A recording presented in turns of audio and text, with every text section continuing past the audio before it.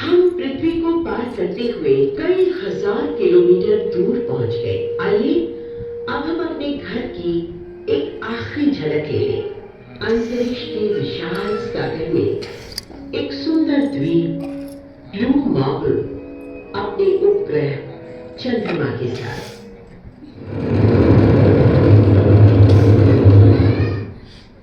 प्रेम व सौंदर्य की देवी के रूप में अपनी पहचान बनाने वाले ग्रह शुक्र से अब हम बस कुछ ही दूर हैं। आकार में ये पृथ्वी से थोड़ा छोटा परंतु मूल रूप से अलग है। कार्बन डाइऑक्साइड का अति सघन वायुमंडल और उसके ऊपर छाए सल्फ्यूरिक एसिड के बादल हमारे लिए इसे और भी रहस्यमय बना देते हैं।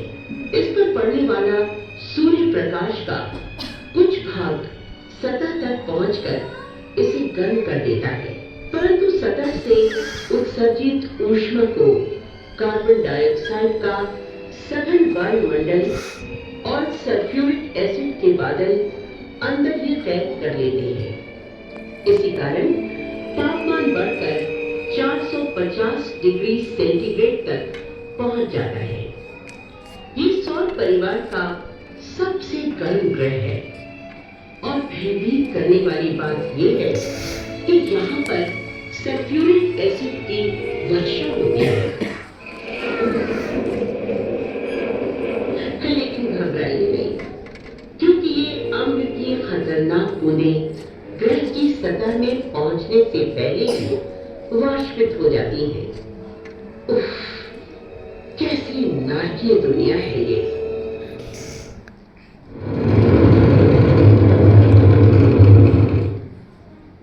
और वो है बुध, मरकरी, यह देवताओं का दूत, सौरमंडल का सबसे छोटा और अंदरूनी ग्रह। आइए इस बुध ग्रह के धरातल पर उतरते हैं।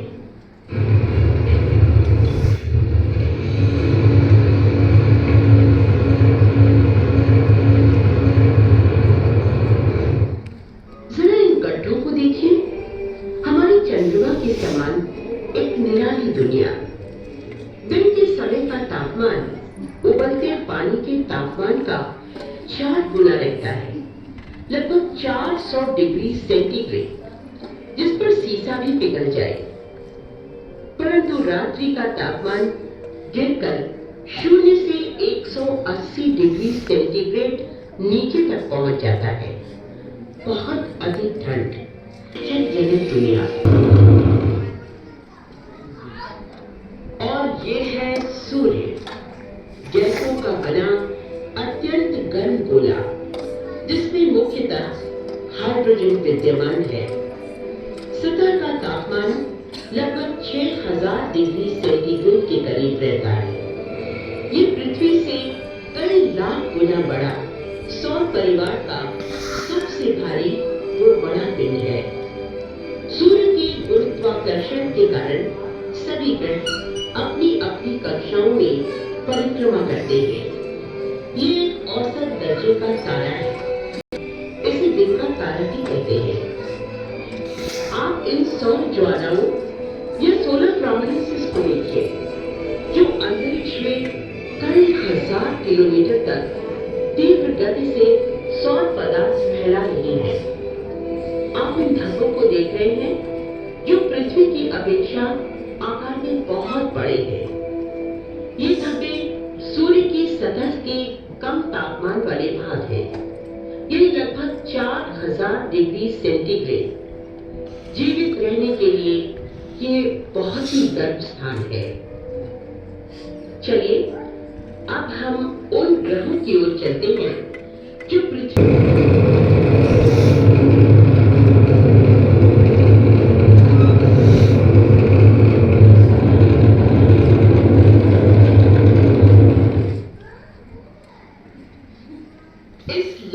मणि के समान पिंड को देखिए। ये है युद्ध का देवता या मंगल ग्रह। इस ग्रह के और निकट पहुंचने पर बर्फ की टोपी, विशाल ज्वालामुखी और सूखे नदी तल देख सकते हैं। ये है ओलिम्पस मॉन्स, सौर परिवार का सबसे विशाल ज्वालामुखी। इसकी ऊंचाई माउंट एवरेस्ट से 3 गुना अधिक है।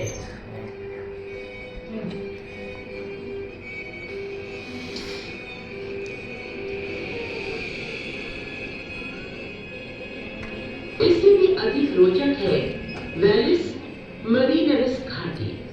ये घाटी 4000 किलोमीटर से भी अधिक लंबी और 8 किलोमीटर गहरी है। वाह, मन को लुभाने वाला दृश्य। अंतरिक्ष यानों द्वारा मंगल पर बहुत सी नदियां और सहायक नदी तल खोजे गए हैं। पानी बहने से बने कटाव के भी पुख्ता सबूत मिलते हैं। पृथ्वी के समान मंगल की अक्ष भी झुकी हुई है। इस झुकाव के कारण ही मौसम में परिवर्तन आता है। ग्रीष्म ऋतु में अत्यधिक धूल भरे तूफान कई कई दिनों तक चलते रहते हैं। पर जमी हुई बर्फ दिखाई देती है। विरल कार्बन डाइऑक्साइड का वायुमंडल है यहाँ। तापमान हमेशा 0 डिग्री सेंटीग्रेड से नीचे रहता है। इसकी सतह पर आयरन ऑक्साइड अधिक मात्रा में होने के कारण ये लाल दिखाई देता है। मंगल पर खोजी यान सोजॉर्नर, स्पिरिट, अपॉर्चुनिटी, फिनिक्स और क्यूरियोसिटी उतारे गए। खोजी यानों में वहां ले जाई गई जैविकीय प्रयोगशालाओं द्वारा मंगल की मिट्टी और चट्टानों के परीक्षण से ये पता चला कि मंगल पर कार्बन की मात्रा तो बहुत अधिक है, परंतु जीवन के लिए आवश्यक ऑर्गेनिक कंपाउंड्स मौजूद नहीं है। ये परीक्षण इंगित कर इन चित्रों को भेजा तो ऐसा लगा मानो सब कुछ बदल गया हो। स्वयं देखिए, सतह पर बनी 100 मीटर लंबी इन धारियों को देखकर क्या ऐसा नहीं लगता कि ये द्रव प्रवाह से बने हों? और हाल ही में इसी क्षेत्र से प्राप्त अन्य आंकड़ों के विश्लेषण से वह विहीन और रहने लायक दुनिया नहीं है, बल्कि वहां सूक्ष्म जीवन की संभावनाएं मौजूद है। मंगल के 2 उपग्रह डिमास और फोबोस, जिन्हें ग्रीक देवताओं भय व आतंक के नाम से जाना जाता है। ऐसा आभास होता है कि ये बेडौल उपग्रह लघु ग्रह पट्टी या एस्टेरॉयड बेल्ट से कैद किए गए हैं।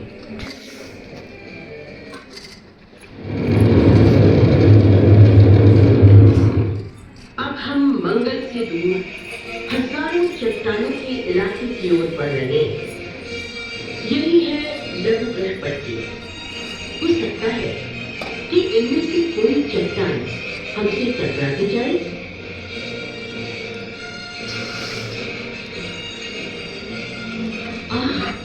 हम भाग्यशाली हैं कि इन चट्टानों से बचकर निकल आए।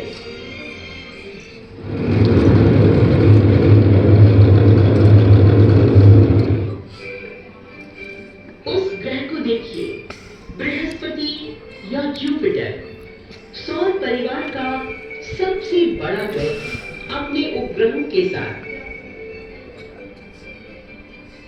ये है कैलिस्टो उपग्रह, एक बर्फीली दुनिया जिसमें गड्ढे ही गड्ढे हैं। इनमें से कुछ गड्ढों का फैलाव 200 किलोमीटर तक का है। ये है गैनीमीड, उपग्रहों का राजा, सौर परिवार का सबसे बड़ा उपग्रह, यानी हमारे चंद्रमा से भी आकार में 1.5 गुना बड़ा। इसकी सतह में उपस्थित गड्ढे बुध ग्रह के गड्ढों के समान प्रतीत होते हैं। यूरोपा ब्रह्मांड की एक सुंदर बिलियर्ड्स गेम।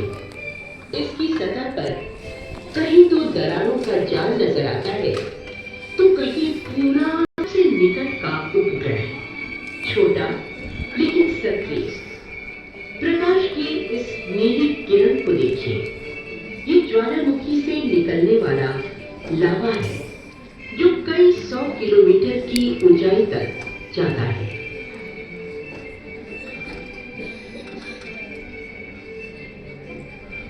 और ये है बृहस्पति का सुंदर दृश्य। एक विशाल संसार जिसमें आसानी से 1300 पृथ्वियां समा सकती हैं। ग्रह का अधिकांश वायुमंडल हाइड्रोजन और हीलियम का बना है। दिखाई देने वाला विशाल लाल धब्बा तेजी से घूमने वाला चक्रवात है, जो पृथ्वी से भी बड़ा है। और ये पट्टियां जो आप देख रहे हैं, तीव्र गति से घूमने वाले वायु प्रवाह से बनी है। खगोल वैज्ञानिकों का मानना है कि यदि बृहस्पति में पदार्थ की मात्रा थोड़ी और अधिक होती, तो शायद सूर्य के समान एक तारा बन गया होता। दो ने खोजा था। अभी तक इस ग्रह के 67 उपग्रहों की खोज की जा चुकी है।